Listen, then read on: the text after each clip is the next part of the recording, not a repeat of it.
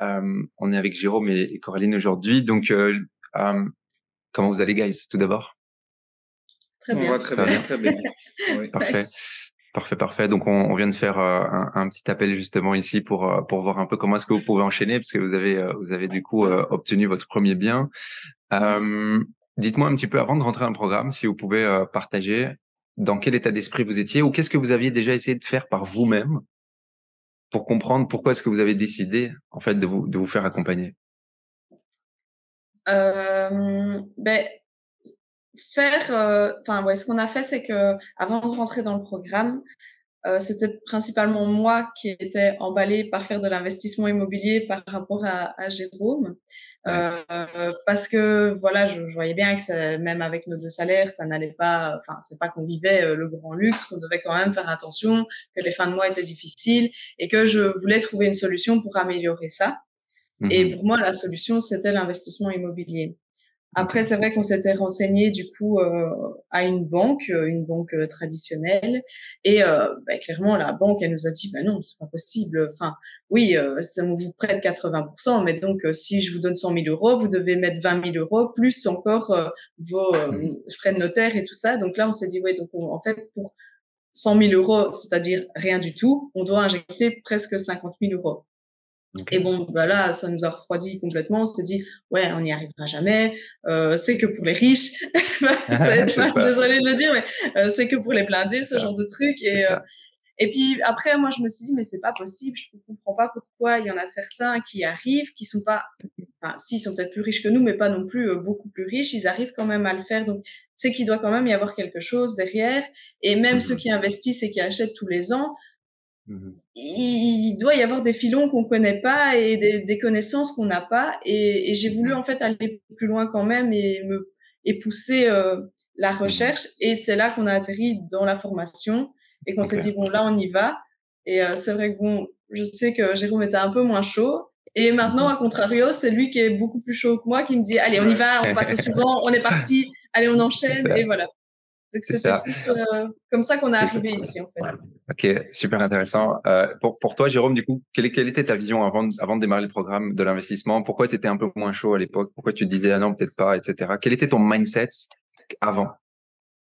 En fait, moi, j'ai jamais trop aimé risquer mon argent et je savais que c'était un petit risque de faire ça sans vraiment être suivi. Du coup, moi, je me suis jamais cassé la tête à essayer de comprendre le pourquoi du comment. Du coup, j'allais travailler et je prenais mon argent tous les mois sans le risquer. C'était au chaud sur mon compte. Je savais que ça me rapportait rien, mais je savais que j'allais rien perdre. Okay. Et voilà, quoi, je me faisais un petit capital comme ça. Mais après, quand Coraline m'a un petit peu chauffé, qu'on a regardé quelques vidéos et qu'on est rentré quand on est rentré dans le programme, j'ai vite compris que fallait risquer un petit peu son argent pour pouvoir vivre un peu plus aisément, je vais dire. C'est ça. Donc vous, votre objectif, guys, si je comprends bien, via l'investissement immobilier, c'est de vous dire, voilà, on vit un peu plus aisément, mais quel est le vrai objectif? C'est-à-dire, est-ce que vous avez envie de peut-être arrêter le salarié à un moment donné, ou vous avez envie de vivre de votre passion, vous avez envie de plus de voyager? Quel est vraiment votre but final derrière le fait de faire tout ça? Nous, notre but final, déjà, c'est ici diminuer les heures de travail, parce qu'on a vraiment l'impression de passer notre vie au boulot, que ce soit moi ou Coraline.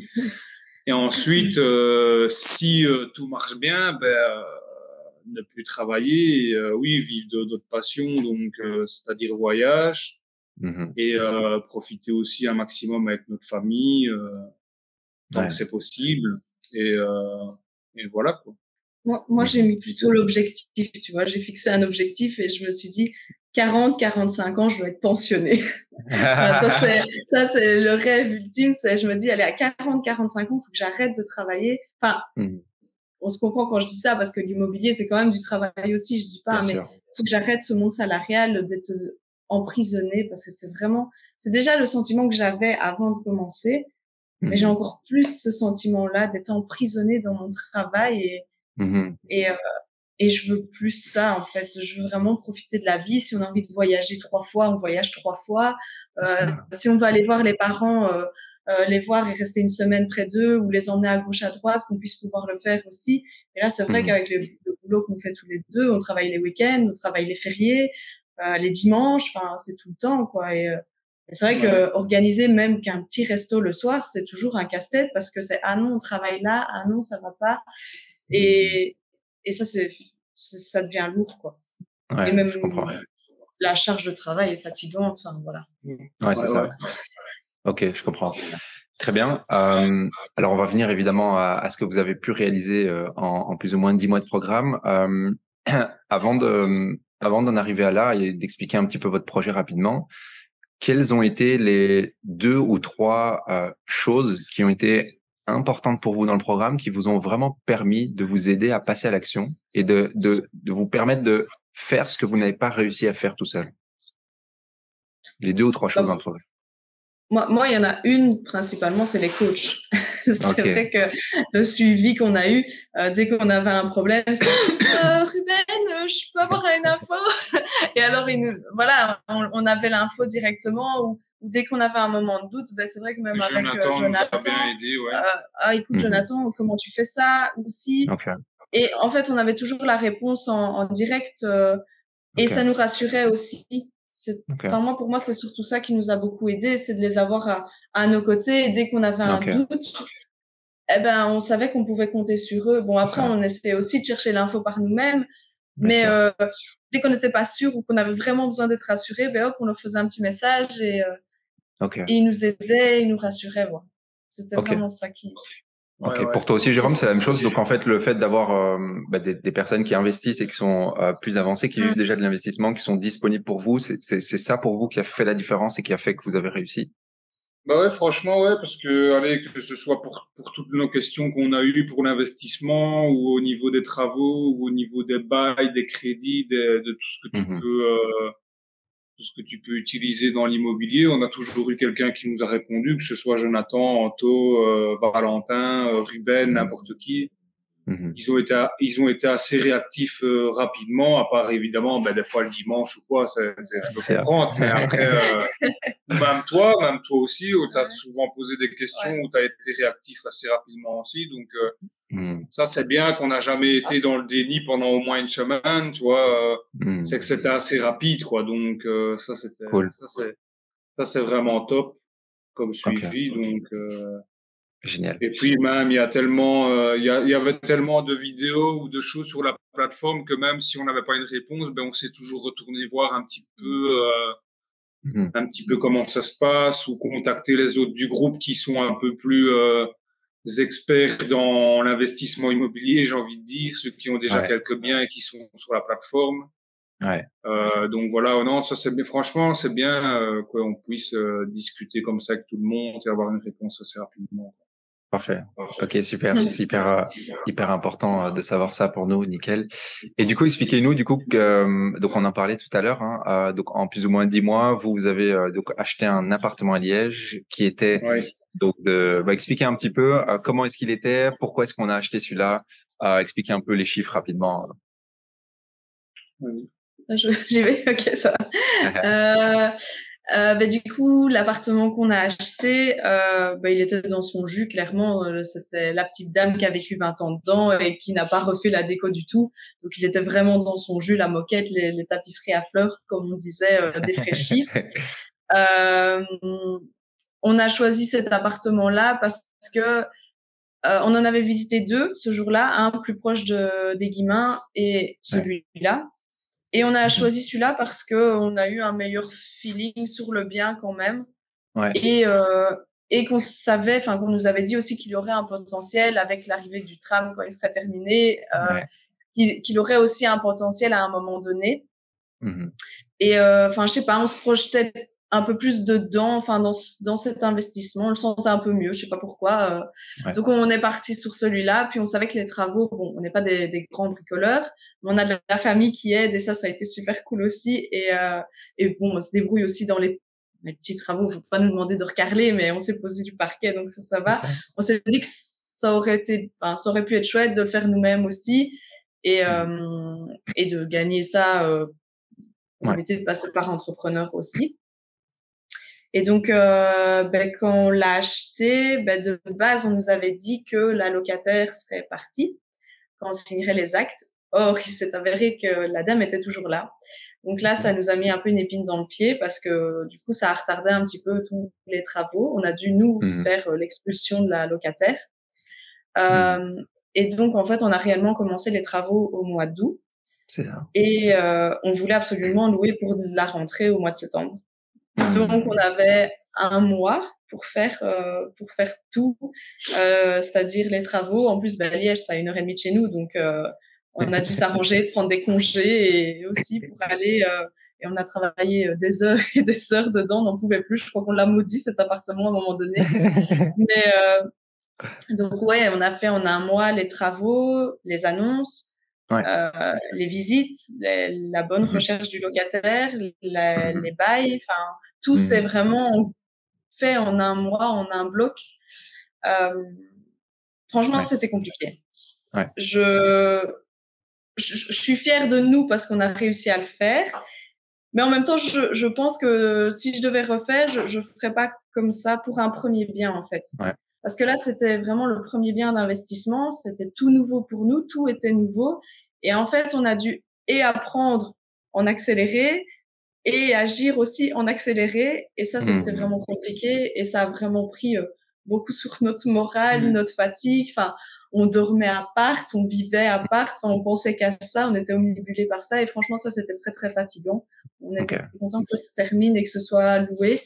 Parce que du coup, le travail était là aussi, notre temps plein était là aussi, donc on devait cumuler les deux. Et franchement, à la fin, on était un peu cadavérique, si je peux dire. Mais après, ce qu'il en sort de cette expérience, c'est que on est fiers de nous, quoi. On se dit, on l'a fait et on a réussi à relever ce challenge en un mois. C'est ça. Et si je peux donner un conseil pour un premier bien d'investissement, il vaut mieux éviter de faire ça en un mois parce que c'est vraiment c'est ça. Donc les délais, c'est ça ce que tu dis, Coraline, c'est vraiment bien gérer les délais, quoi, pour que vous ne soyez pas dans le rush. Ouais, je suis d'accord. Ouais, c'est ça. C'est parce que comme on a dû faire, comme tout était nouveau, c'est vrai que, allez, si on avait eu l'appart au moment où on avait signé, au moins on aurait pu faire les travaux à notre aise, et puis seulement lancer les annonces, et puis seulement faire les visites, et puis faire vraiment tout à notre aise. Sauf que là, on a dû faire les travaux, et alors pour faire les annonces, on devait déplacer le bordel, pour faire des belles annonces plus ou moins correctes, et on lançait les annonces, et puis les gens venaient visiter dans le chantier parce que pas le choix, et après on a dû se renseigner comment faire les bails, quel bail choisir. Donc c'est vrai que tout s'est fait en un temps super record, quoi. Et on en parlait avec Jérôme tout à l'heure. Pour la prochaine fois, vous savez quoi faire. On demande la libération à l'acte. On met ça dans l'offre et du coup, s'il l'accepte, le bien sera libre à l'acte, ce qui nous permettra d'être bien dans les délais. Juste petite précision. Donc, ce bien-là, c'était un bien qui faisait 2 chambres et nous, on l'a transformé en 3. C'est un 3 chambres, Ça, c'est important parce qu'une colocation devient rentable à partir de la 3e chambre. Une colocation de 2 chambres n'a pas vraiment de but rentabilité. Et ce qui était intéressant aussi, c'est que ce bien-là, vous l'avez trouvé via Jonathan, qui était un membre de notre équipe. Donc, ça, c'est cool aussi. C'était un bien off-market, je pense. Mais qui n'avait pas encore été mis sur la plateforme, en fait. Je pense que c'est ça. il allait le mettre sur la plateforme du groupe, mais il vous l'a porté en direct. On a été trop rapide. En fait, c'est ça, on a voulu faire tout rapidement. C'est cool. Petit mot de la fin, du coup, guys. Du coup, qu'est-ce qu'il en est sur ce projet? On en parlait tout à l'heure. Il vous rapporte combien en cash flow net par mois? Un bon 450 € de cash flow net par mois. Cool. Nickel. En tout cas, c'est vraiment bien. Moi, particulièrement, j'ai envie de dire, en tant que coach, je suis très fier de vous parce que vous êtes typiquement le profil de personnes qui avaient posé les questions, qui vous êtes intéressés, qui avaient eu cette confiance et vous êtes juste passé à l'action. En fait, vous avez juste vraiment posé les questions, suivi le framework et vous étiez arrivé. Donc, moi, je suis vraiment fier de vous par rapport à ça. Qu'est-ce que vous diriez pour finir ce court rappel à une personne, qui soit un ami ou un membre de famille ou peu importe qui en fait, qui était comme vous il y a quelques mois? Qu'est-ce que vous le direz? Quel serait votre unique conseil chacun, en commençant par toi peut-être, Coraline? quel serait ton conseil à une personne qui n'a pas encore démarré l'immobilier ou qui hésite à le faire? Qu'est-ce que tu lui dirais? T'attends quoi? Ok. Voilà. Ok. Ouais, je pense que ce serait là le mot. Parce que de toute façon, enfin, ouais, moi, j'ai toujours cru en l'immobilier et j'ai toujours voulu aller dans l'immobilier parce que voilà, je reste persuadée que il y a que ça de vraiment rentable et qui fera fructuer l'argent plus vite. Donc, oui, dès que les gens ont la possibilité, Go. c'est ça, Ouais. fonce quoi. Évite d'acheter des vêtements ou des colis, arrête de commander des vêtements Arbeit et mets ton argent de côté et achète dans l'immobilier et tu seras plus gagnant quoi. Exactement. Cool. Et toi, Jérôme, pour ta part, quel serait ton conseil? Ben, moi, je lui dirais aussi de foncer tout en regardant quand même à faire ça correctement, quoi. De faire un investissement malin et de pas acheter le premier bâtiment venu qui a plein de travaux, qui a plein d'infiltrations, ou de faire vraiment un investissement malin en regardant à tous les points qui coûtent de l'argent et voilà, que c'est possible de le faire, quoi. Mais qu'il faudrait foncer aussi. Allez, Faites un peu plus la voix de la raison là. Ouais, c'est ça quoi. Ça sort doucement, mais ça sort. Mais je sais que, allez, c'est possible parce qu'on le vit pour le moment de se mettre bien avec l'immobilier et tout ça, mais je sais que si dans l'équation, un jour, tu achètes un bâtiment que t'as pas fait attention, que, je sais pas, moi, il y a la mérule dedans, ou des trucs ainsi, ça peut vite coûter cher et tu peux vite aussi perdre ton argent pour rien, quoi. De tout ce que tu as bâti, tu peux vite retomber de pas mal d'étages, quoi. Tu vois ce que je veux dire? Donc, faut vraiment faire attention à ce que tu achètes et voilà ce que ça vaut, quoi. Ouais, c'est ça. Et d'où l'importance de savoir bien identifier une opération, voilà, de se faire éventuellement guider. Ouais. Très bien, guys. Bah, écoutez, merci pour cet échange. En tout cas, c'était très inspirant. Je suis encore une fois très, très fier de ce que vous avez accompli en 10 mois. Merci. Merci. Merci.